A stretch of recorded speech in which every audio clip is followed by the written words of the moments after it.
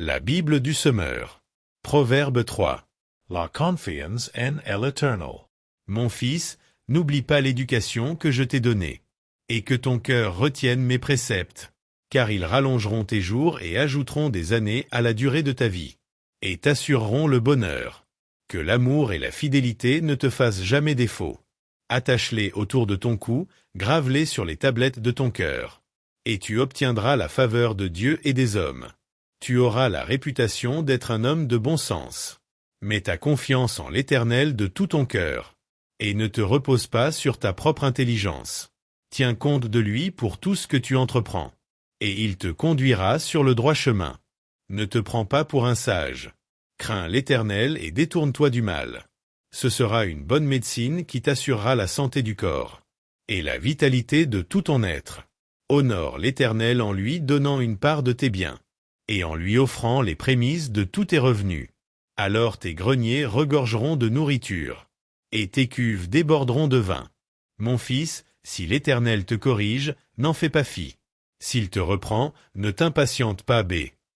Car c'est celui qu'il aime que l'Éternel reprend, agissant avec lui comme un père avec l'enfant qu'il chérit. Un trésor sans prix. Heureux l'homme qui a trouvé la sagesse.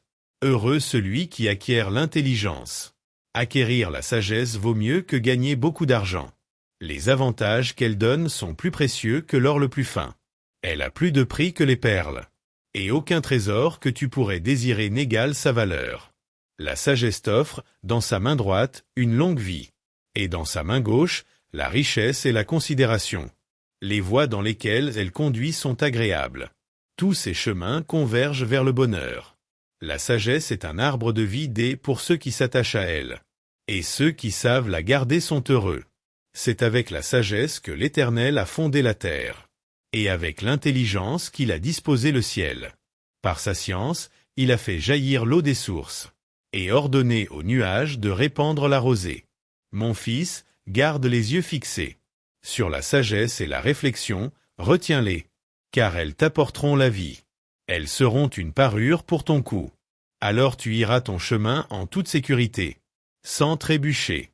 Quand tu te coucheras, tu n'éprouveras aucune crainte, et ton sommeil sera paisible. Tu n'auras pas à redouter un désastre imprévu, ni la ruine qui ne manquera pas de fondre sur les méchants. Car l'Éternel sera ton assurance. Il gardera ton pied de tout piège. L'amour du prochain.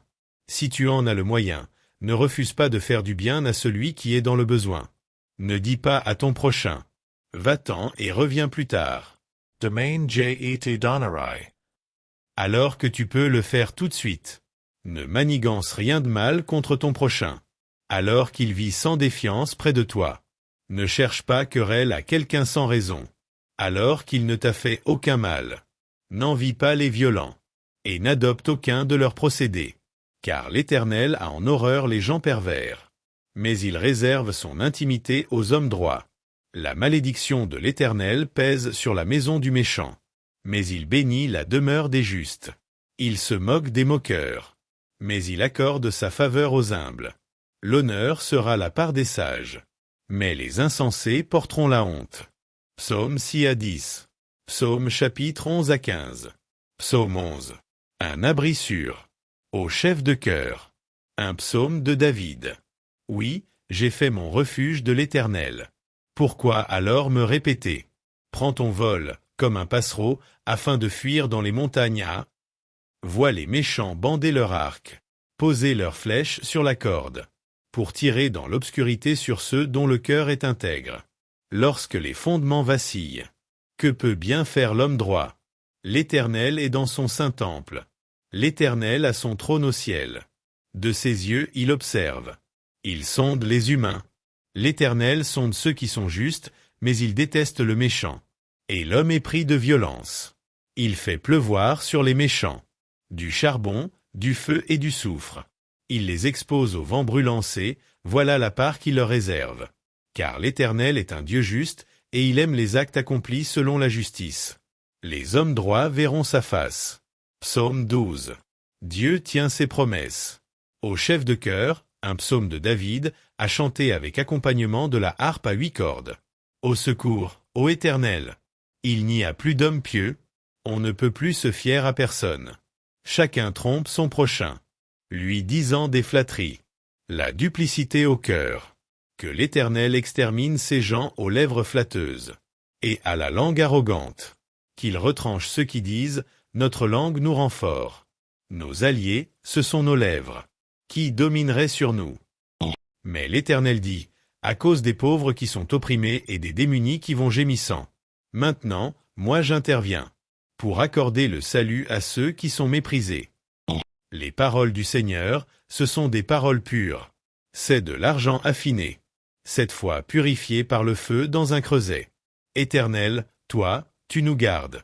Et tu nous protégeras toujours contre ces individus. Tout autour, des méchants rôdent. La bassesse prédomine parmi les humains. Psaume 13. Crainte et confiance. Au chef de cœur.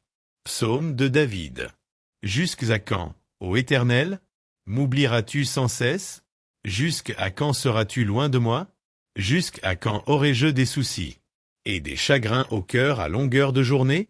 Jusqu'à quand mon ennemi aura-t-il le dessus? Regarde, Éternel mon Dieu, réponds-moi. Viens réparer mes forces. Sinon je m'endors dans la mort. Sinon mon ennemi dira que de moi il a triomphé. Mes adversaires se réjouiront lorsqu'ils verront ma chute. Pour moi, j'ai confiance en ta bonté. La joie remplit mon cœur à cause de ton grand salut. Je veux chanter en ton honneur, ô Éternel, tu m'as comblé de tes bienfaits. Psalms 14. Un monde corrompu. Au chef de cœur, de David.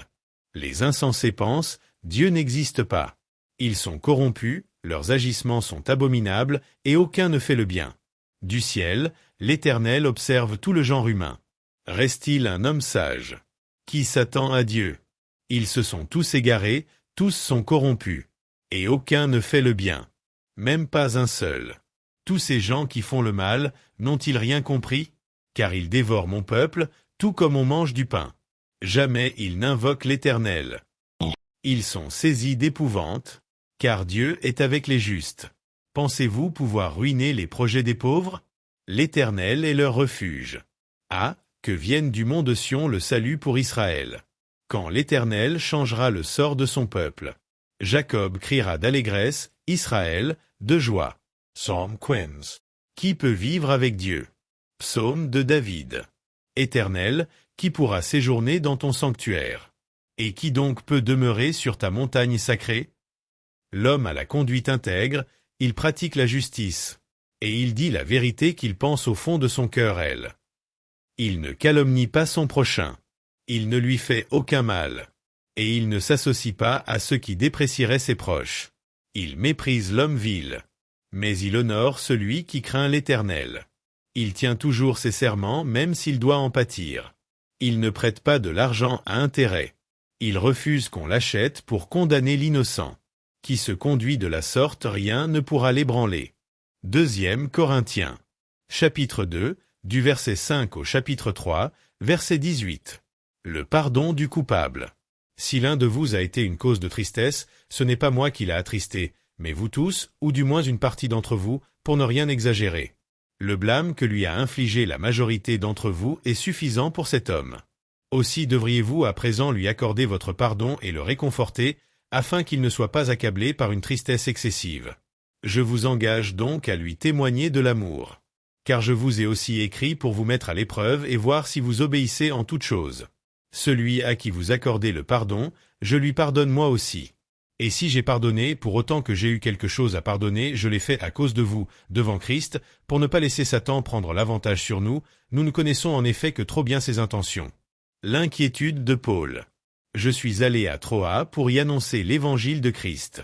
J'y ai trouvé, grâce au Seigneur, des portes largement ouvertes à mon activité. Cependant, je n'ai pas eu l'esprit tranquille parce que je n'y avais pas retrouvé mon frère Tite. C'est pourquoi j'ai pris congé des croyants et je suis parti pour la Macédoine. Défense du ministère apostolique. Le triomphe de Christ. Je ne puis que remercier Dieu. Il nous traîne toujours dans son cortège triomphal, par notre union avec Christ, et il se sert de nous pour répandre en tout lieu, comme un parfum, la connaissance de Christ. Oui, nous sommes, pour Dieu, comme le parfum de Christ parmi ceux qui sont sur la voie du salut et parmi ceux qui sont sur la voie de la perdition. Pour les uns, c'est une odeur de mort qui les mène à la mort, pour les autres, c'est une odeur de vie qui les conduit à la vie. Et qui donc est à la hauteur d'une telle tâche? En tout cas nous ne sommes pas comme tant d'autres qui accommodent la parole de Dieu pour en tirer profit. C'est avec des intentions pures, de la part de Dieu, dans l'union avec Christ que nous annonçons la parole. Les serviteurs de la nouvelle alliance. En parlant ainsi, commençons-nous de nouveau à nous recommander nous-mêmes, ou avons-nous besoin, comme certains, de vous présenter des lettres de recommandation ou de vous en demander? Notre lettre, c'est vous-même, une lettre écrite dans notre cœur, que tout le monde peut connaître et lire. Il est évident que vous êtes une lettre que Christ a confiée à notre ministère et qui nous a fait écrire, non avec de l'encre, mais par l'Esprit du Dieu vivant, non sur des tablettes de pierre, mais sur des tablettes de chair, sur votre cœur. Telle est l'assurance que nous avons par Christ, devant Dieu. Cela ne veut pas dire que nous puissions nous considérer par nous-mêmes à la hauteur d'une telle tâche, au contraire, notre capacité vient de Dieu. C'est lui qui nous a rendus capables d'être les serviteurs d'une nouvelle alliance qui ne dépend pas de la loi, avec ses commandements écrits, mais de l'Esprit. Car la loi, avec ses commandements écrits, inflige la mort. L'Esprit, lui, communique la vie. Le ministère de Moïse, au service de la loi, dont les lettres ont été gravées sur des pierres, a conduit à la mort. Cependant, ce ministère a été glorieux, au point que les Israélites n'ont pas pu regarder Moïse en face, à cause de la gloire, pourtant passagère, dont rayonnait son visage. Mais alors, le ministère au service de l'Esprit ne sera-t-il pas bien plus glorieux encore? En effet, si le ministère qui a entraîné la condamnation des hommes a été glorieux, combien plus glorieux est celui qui conduit les hommes à être déclarés justes par Dieu. On peut même dire que cette gloire du passé perd tout son éclat quand on la compare à la gloire présente qui lui est bien supérieure. Car si ce qui est passager a été touché par la gloire, combien plus grande sera la gloire de ce qui demeure éternellement. Cette espérance nous remplit d'assurance. Nous ne faisons pas comme Moïse qui couvrait son visage d'un voile pour empêcher les Israélites de voir la réalité vers laquelle tendait ce qui était passager. Mais leur esprit est devenu incapable de comprendre. Aujourd'hui encore, lorsqu'ils lisent le livre de l'Ancienne Alliance, ce même voile demeure. Il ne leur est pas ôté, car c'est dans l'union avec Christ qu'il est levé. Aussi, jusqu'à ce jour, toutes les fois que les Israélites lisent les écrits de Moïse, un voile leur couvre l'esprit. Mais, comme le dit l'Écriture, lorsque Moïse se tournait vers le Seigneur, il ôtait le voile. Le Seigneur dont parle le texte, c'est l'Esprit, et là où est l'Esprit du Seigneur, là règne la liberté. Et nous tous qui, le visage découvert, contemplons, comme dans un miroir, la gloire du Seigneur, nous sommes transformés en son image dans une gloire dont l'éclat ne cesse de grandir. C'est là l'œuvre du Seigneur, c'est-à-dire de l'Esprit. Deuxième des Rois chapitres 15 et 16. Le règne d'Azaria sur Juda. Au cours de la 27e année du règne de Jéroboam, roi d'Israël, Azaria, fils d'Amatsia, devint roi de Juda. Il était âgé de 16 ans à son avènement et il régna 52 ans à Jérusalem. Sa mère se nommait Yécolia. Elle était de Jérusalem. Il fit ce que l'Éternel considère comme juste, imitant en tout point son père Amatsia. Toutefois, il ne supprima pas les hauts lieux, et le peuple continuait à y offrir des sacrifices et à y brûler des parfums. L'Éternel frappa le roi d'une maladie de peau le rendant impur. Celui-ci en resta affecté jusqu'au jour de sa mort et vécut dans une maison d'isolement. Yotam, le fils du roi, avait la charge du palais royal et gouvernait le peuple du pays. Les autres faits et gestes d'Azaria et toutes ses réalisations sont cités dans le livre des Annales des rois de Juda.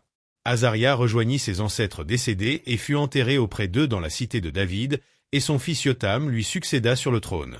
Le règne de Zacharie sur Israël. La 38e année du règne d'Azaria, roi de Juda, Zacharie, fils de Jéroboam, devint roi d'Israël à Samarie. Il régna 6 mois. Il fit ce que l'Éternel considère comme mal, comme ses ancêtres. Il n'abandonna pas les péchés dans lesquels Jéroboam, fils de Nébat, avait entraîné le peuple d'Israël. Shaloum, fils de Yabesh, complota contre lui, il le frappa en présence du peuple et le mit à mort, puis il lui succéda sur le trône. Les autres faits et gestes de Zacharie sont cités dans le livre des Annales des rois d'Israël.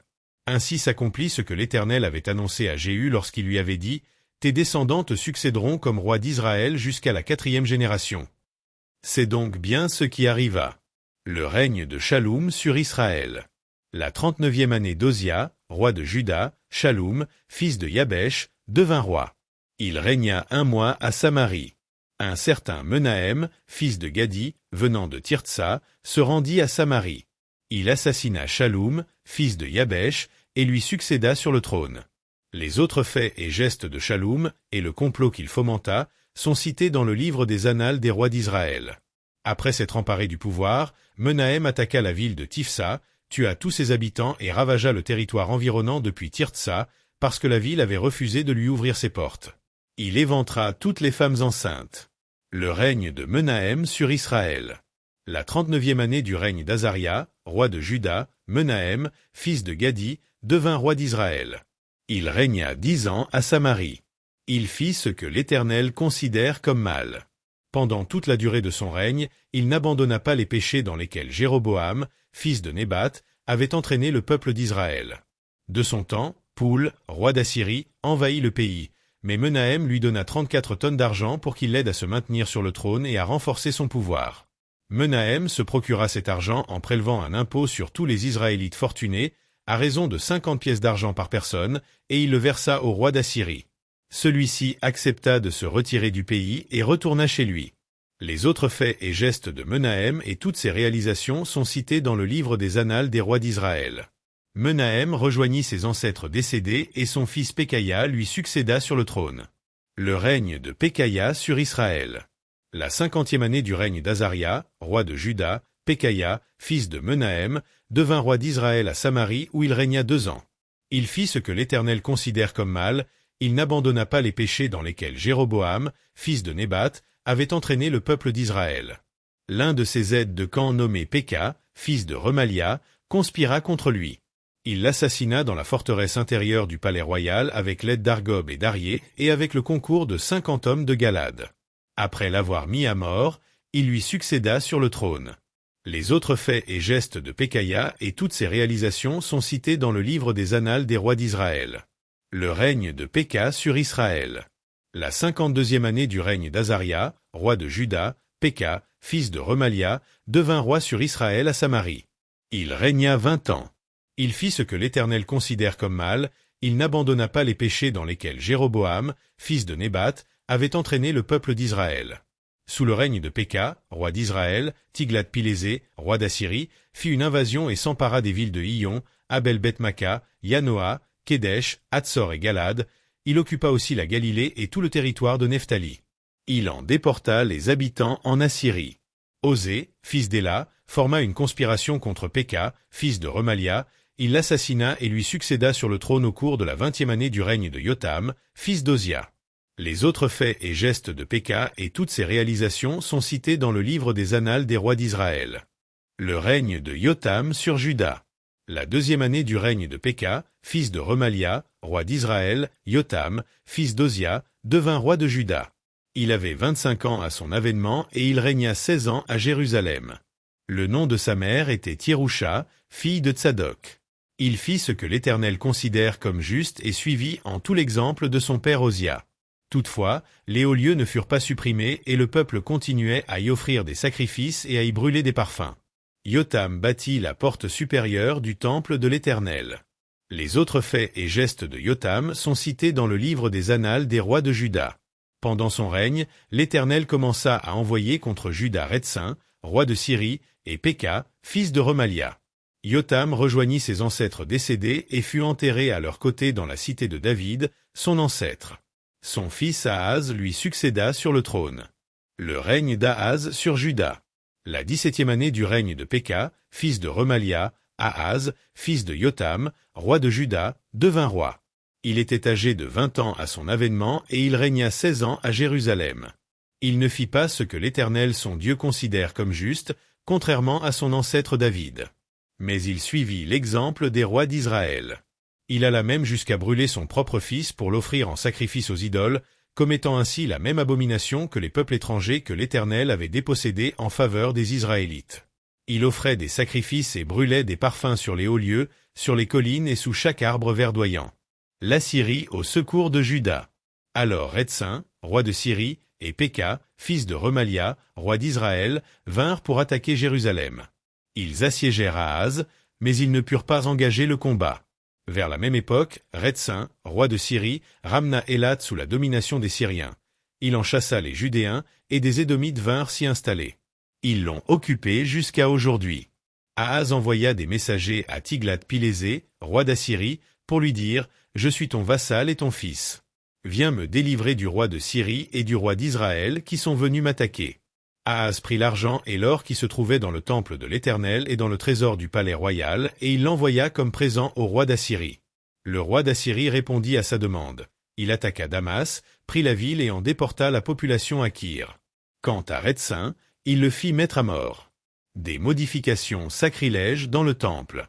Le roi Ahaz se rendit à Damas pour rencontrer Tiglath-Pilésé, le roi d'Assyrie.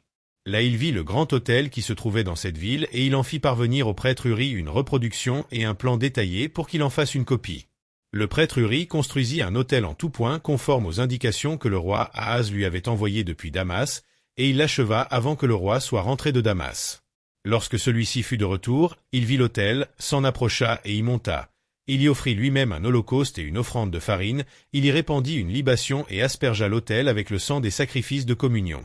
Quant à l'autel de bronze qui se trouvait devant l'Éternel, il l'ôta de sa place devant le temple, entre le nouvel autel et le temple, et le fit mettre sur le côté du nouvel autel, vers le nord.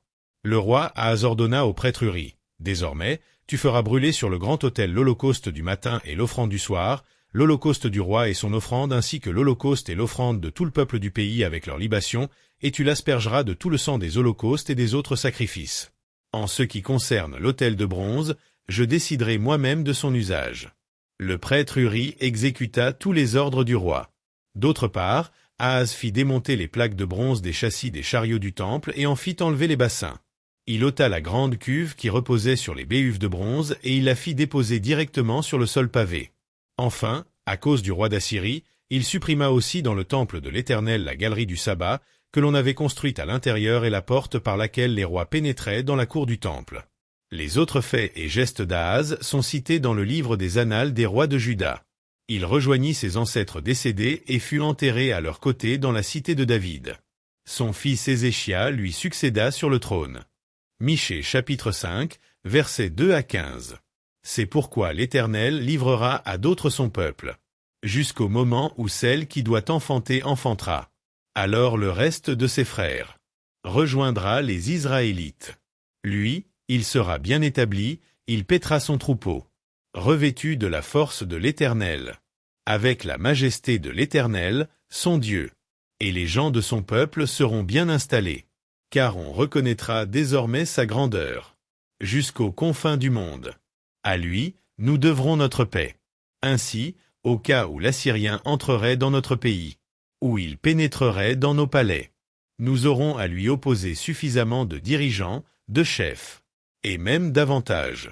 Ces chefs domineront Assur avec le glaive. Le pays de Nimrod sera soumis à leur épée. Et lui, il nous délivrera ainsi de l'Assyrien, au cas où celui-ci entrerait dans notre pays, où il mettrait le pied sur notre territoire. Le reste de Jacob sera, parmi de nombreux peuples, semblable à la rosée qui vient de l'Éternel, ou aux averses tombant sur l'herbe.